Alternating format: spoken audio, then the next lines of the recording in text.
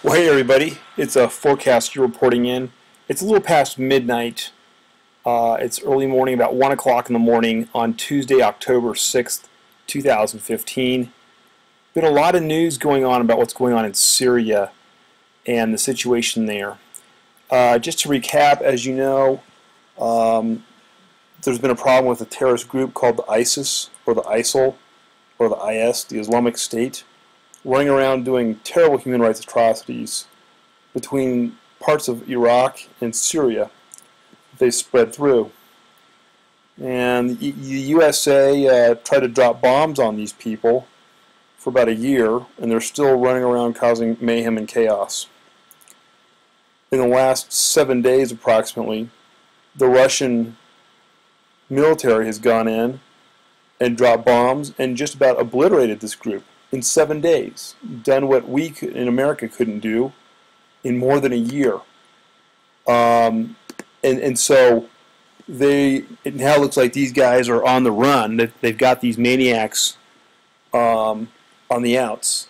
The rumor, of course, is that the ISIS or the ISIL was really a creation of the CIA, or partly backed or partly funded by the CIA as an effort to overthrow President Assad of Syria, and that the USA wanted to oust him in a coup, in a terrorist coup, if you will. Now, part of this revolves around Russia, since the 1970s, has had a naval base of sort. Well, maybe it's they call it a dock. Maybe it's not a real base, but I'm going to call it a base. A naval facility in Tartus, Syria, which is a port in Syria, in the Mediterranean. Is their main port, their main naval facility. And they've had this on lease since the 1970s. So it's been there for a long time. And they've been friends with the Syrian government for a long time. So it does seem kind of like it's a proxy war where the U.S. is trying to kick the Russians and the Syrians out of Syria and throw in kind of a government friendly to the West, whereas Russia says, you know, they figured out they need to strategically hold on to this naval base, among other reasons. They don't have a lot of warm water ports, if you will. There's Crimea in Ukraine, and there's this one. Okay. So they've gone in and kicked out many of the terrorists that were there, causing mayhem to the public that was so bad that it was causing a refugee crisis, the terrible ISIS. We see the refugee crisis as they're flooding onto points unknown and all across Europe. Seen that in the news. It now looks like China is going to be digging in with Russia to support their anti-terrorist campaign to get rid of the ISIS or the ISIL in Syria. And they'll be sending in also Chinese ground troops in addition to complement the Russian ground troops that are going in right now. So we see the Russians have gone in, and they've gone in also. So this is pretty serious. And then Turkey's mad. They say that the Russians may have accidentally crossed over on their aircraft into Turkey. There's talk about it. There could be a Syrian ground war. That's a likely precursor after a heavy aerial bombardment. That's usually what happens in military strategy. Usually there's a heavy military bombardment for 1 to several weeks. And then after that, after they've been bombed the daylights out of them, then they can go retake that piece of land with the ground military. And so that's probably something we can look for as far as something that's likely to happen.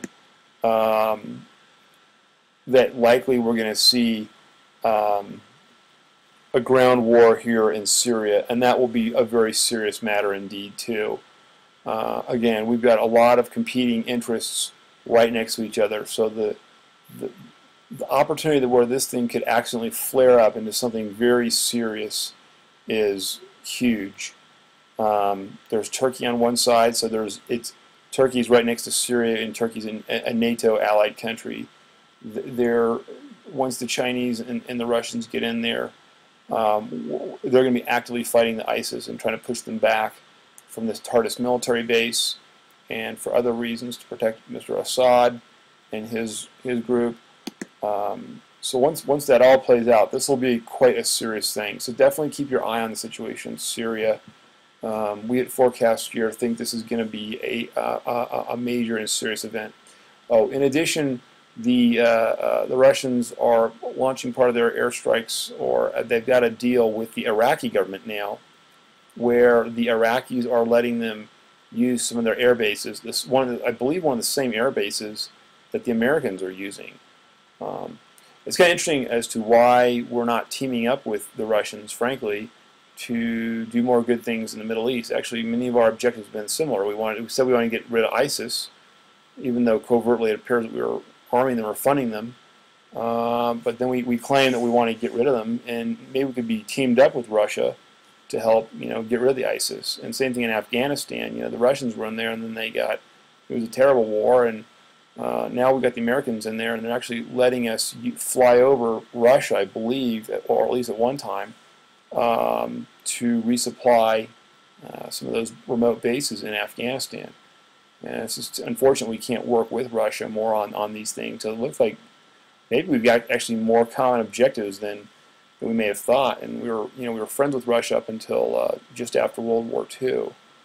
So it's kind of interesting to see this whole thing play out. But maybe there needs to be a rethink in some of our policy and how we do things, because maybe we could actually work together on many of these things. Maybe we should with Russia, and maybe we could help bring more peace and prosperity and stability to the Middle East and what have you. So just a couple food for thought, but it looks like a very, very serious situation in Syria. Our forecast is this thing will continue to get more heated, and the policymakers we have in D.C. are not real smart about knowing who our real friends are. Like in this case, Russia could actually be one of our friends. Donald Trump actually is pretty smart. He's actually figured out, what? He wants the Russians to blow up the ISIS people, and then the ISIS are bad news. Yeah, maybe Donald Trump's got his head screwed on straight about a couple things, including some foreign policy topics. I don't think he's a perfect person, but he's got some valid points there. So, but anyhow, our forecast is we need to really push for peace. This thing looks very serious. It looks like it's going to continue to get hotter and hotter over there in the situation there. Keep your eye on it. It looks like it's going to be very, very serious. And I think we all need to definitely try to push for the peace process, both for the Syrian people and the people in the Middle East, but also people around the world. There's talk that this thing could really spin out of control, and that is one possibility. Hopefully that won't happen.